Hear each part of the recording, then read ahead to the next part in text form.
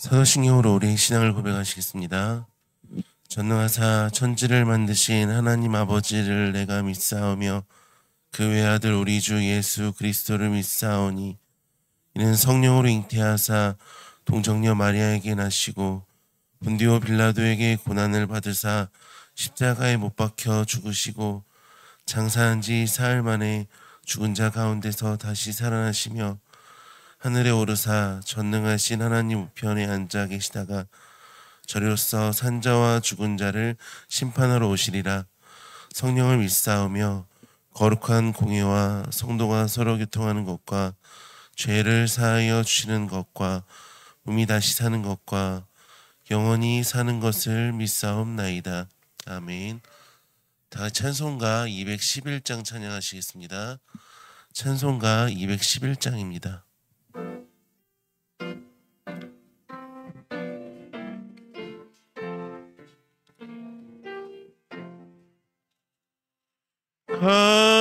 비싼 향유를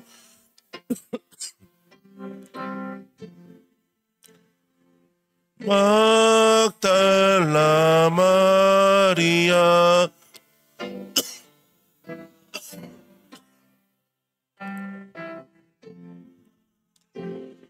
산재물 주님께 바치리. 사랑의 주 내 주님께 연약한 자에게 힘을 주고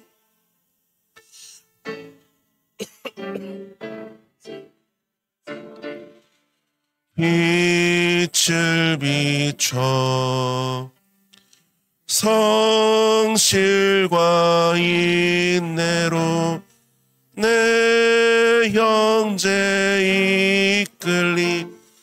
사랑의 주 내 주님께 두려운 마음에 소망 주고 슬픔에 쌓인 자 위로하며 길 잃은 자들을 친절히 이끌리. 사랑의 주 내 주님께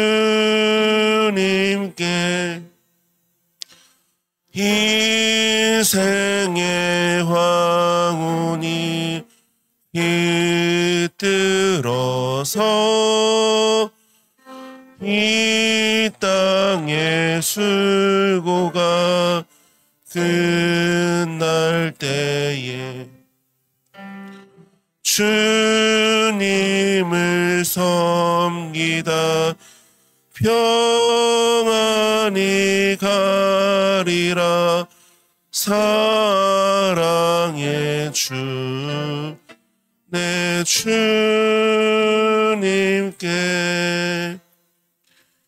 아멘. 오늘 우리가 나눌 말씀은 신명기 23장 19절에서 24장 9절까지의 말씀입니다. 신명기 24장 19절에서 24장 9절까지의 말씀입니다. 제가 가진 성경으로 구약 298면에 있는 신명기 24장 19절에서 24장 9절까지 말씀을 교독의 방법으로 읽겠습니다. 내가 형제에게 구워주거든 이자를 받지 말지니 곧 돈의 이자, 식물의 이자, 이자를 낼 만한 모든 것의 이자를 받지 말 것이라. 받아도 되거니와 형제에게 구워주거든 이자를 받지 말라. 그리하면 내 하나님 여호와께서 내가 들어가서 차지할 땅에서 내 손으로 하는 범사의 복을 내리시. 내 하나님 여호와께 서원하거든 갚기를 더디하지 말라. 내 하나님 여호와께서 반드시 그것을 내게 요구하시리니 더디면 그것이 내게 죄가 될 것이라. 내가 서원하지 아니하였으면 무죄하리라. 그러나 내 입으로 말한 것은 그대로 실행하도록 유의하라. 무릇 자원한 예물은 내 하나님 여호와께 내가 서원하여 입으로 언약한 대로 행할지니라. 내 이웃의 포도원에 들어갈 때에는 마음대로 그 포도를 배불리 먹어도 되느니라. 그러나 그릇에 담지는 말 것이요. 내 이웃의 곡식밭에 들어갈 때에는 내가 손으로 그 이삭을 따도 되느니라. 그러나 내 이웃의 곡식밭에 낫을 내지는 말지니라. 사람이 아내를 맞이하여 데려온 후에 그에게 수치되는 일이 있음을 발견하고 그를 기뻐하지 아니하면 이혼 증서를 써서 그의 손에 주고 그를 자기 집에서 내보낼. 그 여자는 그의 집에서 나가서 다른 사람의 아내가 되려니와 그의 둘째 남편도 그를 미워하여 이혼 증서를 써서 그의 손에 주고 그를 자기 집에서 내보냈거나 또는 그를 아내로 맞이한 둘째 남편이 죽었다. 그 여자는 이미 몸을 더럽혔은즉 그를 내보낸 전 남편이 그를 다시 아내로 맞이하지 말지니 이 일은 여호와 앞에 가증한 것이라. 너는 내 하나님 여호와께서 내게 기업으로 주시는 땅을 범죄하게 하지 말지니라. 사람이 새로이 아내를 맞이하면 그를 군대로 내보내지 말 것이요 아무 직무도 그에게 한가하게 집에 있으면서 그가 맞이한 아내를 즐겁게 할지. 사람이 맷돌이나 그 윗짝을 전당 잡지 말지니 이는 그 생명을 전당 잡음이니라. 사람이 자기 형제 곧 이스라엘 유인하여 종으로 삼거나 한 것이 발견되면 그 유인한 자를 죽일지니 이같이 하여 중에서 너는 나병에 대하여 삼가서 레위 사람 제사장들이 너희에게 가르치는 대로 내가 힘써 다 지켜 행하되 너희는 내가 그들에게 명령한 대로 지켜 행하라. 너희는 애굽에서 나오는 길에서 내 하나님 여호와께서 미리암에게 행하신 일을 아멘. 이른 새벽에 주님 전에 올라오시면서 6분의 성도님께서 1,000번째 예물을 드리셨고 3분의 성도님께서 감사의 예물을 드렸습니다. 감사의 제목을 나누겠습니다. 총선을 통하여 불의한 세력의 거짓이 드러나고 나라가 공의로운 질서를 회복하도록 인도하옵소서. 주님 주신 은혜에 감사드립니다. 언제나 평안함을 허락하옵소서. 감사헌금 드렸습니다. 정례 광고입니다. 3교구 11구역에 한기서 성도님의 모친 되시고 김하숙비 권사님의 시모 되시는 이효녀 권사님께서 소천하셨습니다. 입관 위로 예배는 오늘 오후 3시이고 교회 출발은 2시 40분입니다. 천국 환송 예배는 내일 화요일 오전 9시입니다. 빈소는 인천의료원 장례식장 101호입니다. 성도님들의 많은 관심과 위로 기도 부탁드립니다. 오늘 말씀은 이렇게 시작합니다. 19절에 내가 형제에게 구워주거든 이자를 받지 말지니 곧 돈의 이자, 식물의 이자, 이자를 낼 만한 모든 것의 이자를 받지 말 것이라. 이자를 받지 말라고 하십니다. 대상은 형제입니다.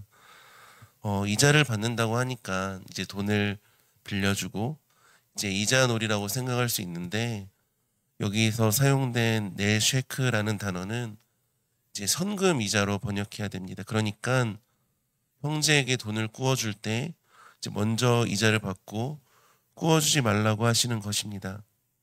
그러면서 이제 식물의 이자까지 말씀하시거든요. 근데 이것은 이제 먹을 양식이나 파종할 씨앗을 의미합니다. 그러니까 먹을 양식, 파종할 씨앗은 무엇이냐면은 최소한의 음식이었습니다. 최소한의 음식. 바로 생존권을 보장해 주라라는 의미입니다. 또 오늘 읽은 24장 6절에 사람이 맷돌이나 그 윗짝을 전당 잡지 말지니 이는 그 생명을 전당 잡음이니라 라고 나와 있습니다. 맷돌은 이제 곡물을 갈 수 있도록 현무암이나 다른 강한 돌로 만들었습니다. 이제 빵가루를 내기 위하여 사용된 것으로 각 가정에서 꼭 필요한 부엌용품이었습니다. 보통 이제 채권자가 섬신 쓰듯이 이제 4파운드에서 한 5파운드 정도 되는 이제 맷돌 윗장만을 이렇게 가져왔거든요. 근데 이제 맷돌 아랫장만 있어서 어디에 사용하겠습니까? 즉, 이 말도 무엇이냐면은 최소한의 생존권을 보장해 줘야 된다라는 의미입니다. 그리고 음식물을 만드는데 사용되었던 필요한 한목들은 이제 메소포타인, 애굽인, 그리고 포로 후기 유대인 문서에서 자주 생명이라고 불리었습니다. 그러니까 맷돌이나 그 윗짝을 전당 잡는 것은 생명을 전당 잡는 것으로 이어지는 것이죠. 지금처럼 이제 배달의 음식이 풍부한 것도 아니고 식당이 많은 것도 아닌 상황에서 이제 음식을 만드는 도구는 그 사람뿐만 아니라 가족의 생명권과 직결되는 문제였습니다. 그런데 20절은 뭔가 다릅니다. 20절에는 타국인에게 내가 구워주면 이자를 받아도 되거니와 내 형제에게 구워주거든 이자를 받지 말라. 그리하면 내 하나님 여호와께서 내가 들어가서 차지할 땅에서 내 손으로 하는 범사의 복을 내리시리라. 아멘. 이제 형제에게는 이자를 받지 말라고 하시고 타국인에게는 이자를 받아도 된다라고 말씀하시거든요. 이게 어떠한 차별일까요? 예, 차별이죠. 이제 형제는 같은 내 백성 선민이었고 타국인은 선민이 아니었거든요. 그러니까 사실 차별이라기보다는 구별입니다. 그리고 이스라엘에서의 타국인은 단순히 이제 생계 유지가 아니라 어떠한 이익을 목적으로 여행을 하는 사업자들이었습니다. 그런 경우에는 이제 타국인들은 이제 이자를 낼 그런 능력이 되었거든요. 그러니까 이익을 낼 목적으로 여행 중이었기 때문에 사업 목적으로 여행을 하는 경우라면은 돈이 있다라는 말이고, 그럴 때 돈을 빌린다는 것은 더 큰 사업을 위해서 돈을 빌리는 것이기 때문에 말 그대로 돈을 낼 능력이 된다라는 말입니다. 이제 이 19절에서 20절은 사회법이고, 이제 요즘 자주 말하는 이제 사회적 안정장치, 사회적 안정망이 정말 최소한의 약자를 위해 보호되어야 된다라는 말씀입니다. 그리고 이 말씀은 이미 출애굽기 22장 25절에 내가 만일 너와 함께한 내 백성 중에서 가난한 자에게 돈을 구워주면 너는 그에게 채권자 같이 하지 말며 이자를 받지 말라라고 먼저 말씀하셨는데, 이제 오늘 19절에서 20절에서는 특별히 형제라는 단어를 강조합니다. 그렇게 하면 형제 최소 생존권을 보장해 주면은 범사에 복을 내리신다라고 말씀하십니다. 즉 하나님께서 범사에 복을 내리신다고 하실 정도로 가난한 자에게 구워주는 것, 내 형제를 생각하시는 것에 이제 가치를 두신다라는 의미죠. 단순히 이자만 받지 않아도 복을 주시겠다고 하십니다. 그리고 24절과 25절에서도 내 이웃의 포도원에 들어갈 때에는 마음대로 그 포도를 배불리 먹어도 되느니라. 그러나 그릇에 담지는 말 것이요 내 이웃의 곡식밭에 들어갈 때에는 내가 손으로 그 이삭을 따도 되느니라. 그러나 내 이웃의 곡식밭에 낯을 대지는 말지니라 라고 이야기하십니다. 형제를 생각할 뿐만 아니라 이제 내 자신의 살 길도 열어주시는데, 포도원에 들어가면은 마음껏 먹으래요. 마음껏 먹는데 대신에 좀 더 욕심을 부리고 그릇에 가지고 나오려고 그릇에 담지 말고 내 손으로 또 이삭을 따도는 되는데 추수할 목적으로 낯을 대지는 말라고 하십니다. 그러니까 나의 최소한의 생명권도 보장해 주시는 것입니다. 어떻게든 살게끔 하라. 나든 이웃이든 어떻게든 가난한 사람들을 도와주려는 것, 그것이 하나님의 율법, 특별히 오늘 신명기의 말씀입니다. 그런데 그 사이에 서원이 들어갑니다. 21절에서 23절 보시면은 내 하나님 여호와께 서원하거든 갚기를 더디하지 말라. 내 하나님 여호와께서 반드시 그것을 내게 요구하시리니 더디면 그것이 내게 죄가 될 것이라. 내가 서원하지 아니하였으면 무죄하리라. 그러나 내 입으로 말한 것은 그대로 실행하도록 유의하라. 무릇 자원한 예물은 내 하나님 여호와께 내가 서원하여 입으로 언약한 대로 행할지니라. 그러니까 최소한 생존권을 보장해 줘야 된다라는 19절과 20절 말씀, 그리고 24절과 25절 말씀 사이에 이제 너무나 갑자기 어떻게 보면은 어울리지 않게 서원에 대한 이야기를 하십니다. 이제 이 말씀을 적용할 때 맞아. 하나님께 서원을 하였으면 갚아야 한다라고 우리가 해석을 합니다. 맞습니다. 전도서 5장 4절에서 6절에 내가 하나님께 서원하였거든 갚기를 더디게 하지 말라. 하나님은 우매한 자들을 기뻐하지 아니하시나니 서원한 것을 갚으라. 서원하고 갚지 아니하는 것보다 서원하지 아니하는 것이 더 나으니 내 입으로 내 육체가 범죄하게 하지 말라. 사자 앞에서 내가 서원한 것이 실수라고 말하지 말라. 어찌 하나님께서 내 목소리로 말미암아 진노하사 내 손으로 한 것을 멸하시게 하랴. 갚기를 더디게 하지 말라라고 하시거든요. 그러니까 하나님께 서원을 하였으면은 이제 갚기를 더디게 하지 말아야 됩니다.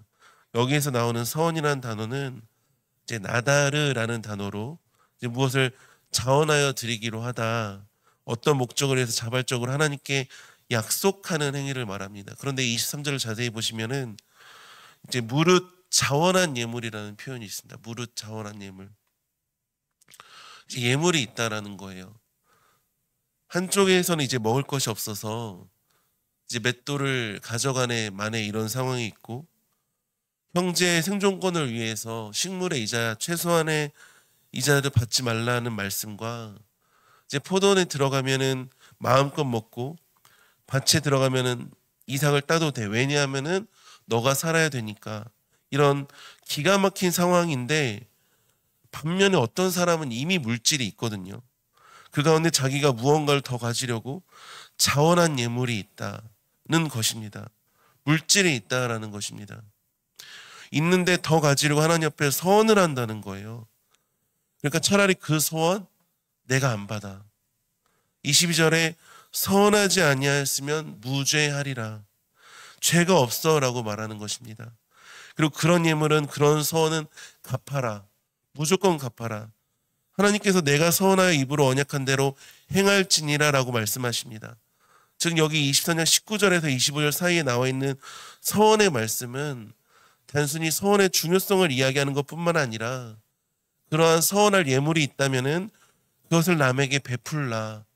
최소 생존권, 형제에 대한 사랑에 대한 율법인 것입니다. 그렇기 때문에 갑자기 19절, 20절, 24절, 25절 사이에 서원에 대한 말씀이 배치된 것입니다. 또 이혼 증서에 대해서 말씀을 하시는데, 이혼 증서는 자유롭게 이혼을 해도 된다는 것이 아니라 여자를 보호하기 위한 하나님의 제도적인 장치였습니다. 남자가 자기 멋대로 아내를 버리지 못하도록 막으면서 이혼당한 여자가 이제 사회적 편견이나 소문 등에 희생되지 않도록 막는 것이죠. 그리고 새신랑은 집에 있어야죠. 군대에 내보내면 안 됩니다. 그리고 노예를 부려도 안 되고, 만약에 그게 드러나면 악의 뿌리를 뽑아야 되고, 이제 악성 피부병에 걸린 사람은 그 사람과 공동체를 위해서 제사장들이 철저하게 지켜 행하라고 하십니다. 하나님의 시선은 구약에서나 신약에서나 철저하게 우리를 향하여 계십니다. 그리고 사랑의 눈으로 바라보시면서 어떻게든 살게끔 하십니다. 살아가게 하십니다. 살아나게 하십니다. 그리고 이자를 받지 말라는 그 요구가 나중에는 어디까지 확장이 되냐면요, 그냥 주라고까지 하십니다. 단순히 이자를 받지 말라는 요구가 아무것도 바라지 말래요. 누가복음 6장 35절에 오직 너희는 원수를 사랑하고 선대하며 아무것도 바라지 말고 꾸어주라. 그리하면 너희 상이 클 것이요 또 지극히 높으신 이의 아들이 되리니 그는 은혜를 모르는 자와 악한 자에게도 인자하시니라. 그러니까 형제에게 이자만 받지 말라던 그 율법이 이제 완성이 되었다고 하는 예수님의 말씀은 더 엄청납니다. 대상이 형제가 아니라 원수예요. 그리고 이자 정도가 아니라 아무것도 바라지 말고 꾸어주라라고 하십니다. 그리하면 너희 상이 크다라고 하시고 하나님의 아들이라고 하시고 그 하나님께서 인자하시다라고 하십니다. 원수에게 나누어 주면 어떻게 될까요? 화평하게 됩니다. 원수랑 비록 화평하게 되지 못한다고 할지라도 나누어 준 나는 화평을 이루게 됩니다. 그것이 또 지극히 높으신 이의 아들이 되리니라는 누가복음 6장 35절의 말씀이고, 이 말씀 마태복음 5장 9절에 화평하게 하는 자는 복이 있나니 왜냐 그들이 하나님의 아들이라 일컬음을 받을 것이며 라는 말씀입니다. 이것이 표준 세번역에서는 좀 더 직접적으로 이야기를 하는데, 평화를 이루는 사람은 복이 있다. 하나님이 그들을 자기의 자녀라고 부르실 것이다 라고 말씀하십니다.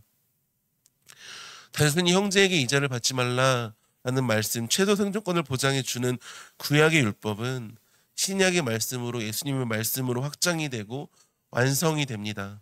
원수를 사랑하라는 말씀은 내가 싫어하는 사람 정도가 아니라 진짜 원수를 말하는 거거든요. 그 원수를 사랑하라는 말씀이 나온 배경에는 바로 하나님 사랑과 이웃 사랑이 있습니다. 예수님께 한 율법사가 시험을 묻습니다. 선생님, 율법 중에 어느 계명이 크니까? 그럴 때 예수님께서 말씀하시는데, 마태복음 22장 37절에 40절에 예수께서 이르시되 내 마음을 다하고 목숨을 다하고 뜻을 다하여 주 너희 하나님을 사랑하라 하셨으니 이것이 크고 첫째 되는 계명이요 둘째도 그와 같으니 내 이웃을 내 자신같이 사랑하라 하셨으니 이 두 계명이 온 율법과 선지자의 강령이니라. 형제에게 이자를 받지 말라라는 단순한 계명이 어떻게 신약의 원수에게까지 선대하고 아무것도 바라지 말고 구워주라라고 확장이 되냐면은 온 율법과 선지자의 강령이 하나님 사랑이고 이웃 사랑이기 때문에 그렇습니다. 이 사랑을 자신이 보이셨습니다. 십자가에서 죽으시고 부활하시고 지금도 우리와 함께 하시고 원수된 우리와 화목하시고, 그리고 단순히 하나님 사랑, 이웃 사랑을 아는 것만으로는 사실 아무런 의미가 없습니다. 이 신명기 오늘 말씀의 배경에서 최소 생명권을 보장해주고 주변 사람들을 돌보는 본문에서 오늘 우리는 이웃 사랑을 하라는 예수님의 말씀까지 생각해 보았고 예수님을 기억했습니다. 그런데 같은 이야기를 한 율법사가 있습니다. 누가복음 10장 25절에서 27절에 어떤 율법 교사가 일어나 예수를 시험하여 이르되 선생님, 내가 무엇을 하여야 영생을 얻으리이까? 예수께서 이르시되 율법에 무엇이라 기록되었으면 내가 어떻게 읽느냐? 그러니까 예수님께서 그 율법 교사에게 율법에 무엇이라 기록되었으면 내가 어떻게 읽느냐라고 이야기하니까 율법 교사가 어떻게 말하냐면 대답하여 이르되 내 마음을 다하고 목숨을 다하며 힘을 다하여 주 너의 하나님을 사랑하고 또한 내 이웃을 내 자신같이 사랑하라 하였나이다. 율법사가 정확하게 이야기하죠. 예수님께서 하신 말씀대로 하나님을 사랑해야 되고 이웃을 사랑해야 되고 정확하게 말합니다. 그런데 이 율법사의 문제는 무엇이냐면은 아는 것에서 끝났습니다. 그러니까 예수님께서 하시는 말씀이 누가복음 10장 28절에 바로 이어지는데 예수께서 이르시되 내 대답이 옳도다 이를 행하라 그러면 살리라. 내 대답이 옳도다 이를 행하라 그러면 살리라. 하나님께서 우리에게 같은 말씀을 하십니다. 하나님 사랑, 이웃 사랑 아는 것에서 끝나는 것이 아니라 이를 행하라 그러면 살리라. 말씀을 마치도록 하겠습니다. 서원은 귀한 것이기 때문에 흔해서도 안 되고 함부로 해서도 안 됩니다. 서원한 것은 지켜나가야 됩니다. 그게 성경의 말씀입니다. 그러나 그 서원할 시간에 그 자원할 예물이 있다면은 이자도 못 내는 이웃에게 당장 먹을 것이 없어서 포도밭에서 이삭을 또 주우며 헤매는 그런 이웃을 생각해야 된다는 것입니다. 생각만 할 뿐만이 아니라 주고 주는 것뿐만 아니라 그것을 원수에게도 행하고 하나님 사랑, 이웃 사랑 그것을 입으로만 말하는 것이 아니라 이를 행하라 그러면 산다 라고 말씀하시는 주님의 말씀대로 오늘 한날도 하나님을 사랑하며 이웃을 사랑하는 것을 행하며 사는 우리가 되길 축복합니다. 오늘 말씀의 제목입니다. 관심과 보호. 하나님께서는 우리가 서로 관심을 주고 보호하기를 원하십니다. 왜냐? 하나님의 관심이 우리에게 있으며 이 우리는 나만을 말하는 것이 아니라 이웃도 말하는 것이며 그 관심 가운데 우리를 보호하시고 우리를 통하여 보호하시기를 기뻐하시기 때문입니다. 그 믿음 가지고 승리하시길 주님의 이름으로 축복합니다. 은혜와 사랑이 많으신 하나님 참으로 감사합니다. 신명기법이 단순히 율법에서 끝나는 것이 아니라 예수로 인하여 완성이 되고 예수로 인하여 확장이 되고 그 예수님께서 우리에게 다시금 말씀하시는 것이 하나님을 사랑하고 이웃을 사랑하는 것이 선지자와 온 율법의 강령이다라고 말씀하십니다. 그러나 한 율법사는 정확하게 그것을 말했음에도 불구하고 주님께서는 한 가지를 더 하십니다. 이를 행하라. 그래야 산다. 하나님, 우리가 하나님을 사랑해야 된다. 이웃을 사랑해야 된다. 이것이 하나님의 말씀임을 너무나도 잘 알고 저 또한 목사로서 잘 알고 있습니다. 그렇지만 하나님, 이를 행하고 있는지 주님 앞에 진실되게 고백하는 우리가 될 수 있도록, 내 자신 될 수 있도록 인도하여 주시옵소서. 하나님, 이 시간 주님 전에 나올 때 그냥 나오지 않고 귀한 예물을 가지고 나온 손길들이 있습니다. 이 예물이 쓰여지는 곳곳마다 우리 성도님들의 사랑과 헌신이 함께 증거되게 해주시고 하나님께 마음껏 드렸습니다. 주님께서 주시는 복과 은혜를 마음껏 누리게 하실 것임에 감사합니다. 감사의 제물을 드린 손길들이 있습니다. 더욱더 감사하게 하실 것임에 감사합니다. 예수님의 이름으로 기도합니다. 하늘에 계신 우리 아버지여, 이름이 거룩히 여김을 받으시오며 나라의 임하옵시며 뜻이 하늘에서 이룬 것 같이 땅에서도 이루어지이다. 오늘날 우리에게 일용할 양식을 주옵시고 우리가 우리에게 죄 지은 자를 사하여 준 것 같이 우리 죄를 사하여 주옵시고 우리를 시험에 들게 하지 마옵시고 다만 악에서 구하옵소서. 대개 나라와 권세와 영광이 아버지께 영원히 있사옵나이다. 아멘.